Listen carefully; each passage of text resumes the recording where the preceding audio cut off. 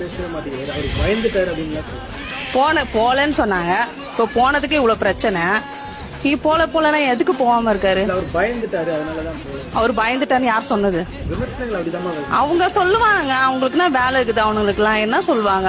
எப்ப பயந்தாரு? எதுக்கு பேச பயந்தாரு? வீட்டை விட்டு வெளியே வரல, 10 நாட்களை கடந்த வீட்லயே இருக்காரு. எங்க பர்மிஷன் கொடுத்தா தானங்க வெளியே போவாரு? வீட்டுல வெளில வந்து பத்திரிகையாளர் எங்க போல சந்திக்கல, பத்திரிகையாளர் சந்திச்சு இது குறித்து பேசிருக்கலாம். பத்திரிகையாளர் 1 சொன்னா 9 போடுறாங்க. அங்க 1 நடக்குதுன்னா இவங்க 9 போட்டுறாங்க. முதல்ல பத்திரிகையாளர் ஒழுங்கா எழுதணும், சொல்றவங்களும் ஒழுங்கா சொல்லணும். அது எதுவுமே சொல்லலையே. அங்க 1 நடக்குது, இங்க 1 சொல்றாங்க, மாத்தி மாத்தி ஏதாச்சும் சொல்லிதான் இருக்காங்க. என்ன சொன்னாங்க கரெக்டா? இவரை நம்பி எப்படி நாட்டை கொடுக்கணும் அப்படின்ற விமர்சனம். டிஎம்கே ஏடிஎம்கே இவங்களை நம்பி நாட்டை கொடுக்க சொல்ல, விஜய் கொடுக்க கூடாதா?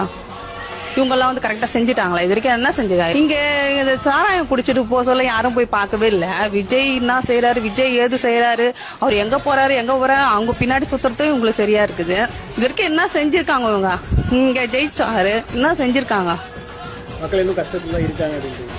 ஏன் இங்க இருக்கவங்க எல்லாரையும் கேட்டு பாருங்க, கஷ்டத்துல இருக்காங்க. என்ன செஞ்சிருக்காங்க? ஒண்ணு ஏதாச்சும் செஞ்சேன் அது செஞ்சு சொல்லுங்க. சிறப்பான ஆட்சி நடக்குது, மீண்டும் திமுக ஆட்சி வரும் சொல்றாங்க.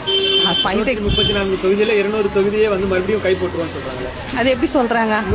சொல்றாரு சிறப்பான. அவரு சொல்லுவாரு, அவரு என்ன செஞ்சாராம்? சொன்னதெல்லாம் செஞ்சுட்டாராமா?